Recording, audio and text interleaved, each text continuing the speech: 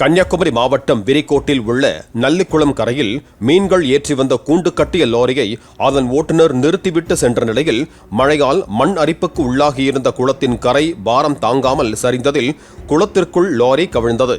இதனையடுத்து பொக்லைன் இயந்திரங்கள் மூலமாக பல மணி நேரம் போராடி லாரி மீட்கப்பட்டது.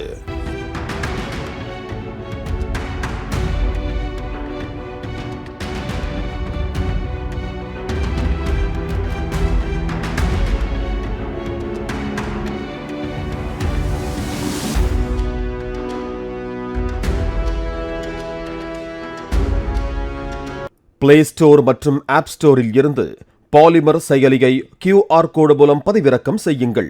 செய்திகளை உடனுக்குடன் பெறுங்கள்.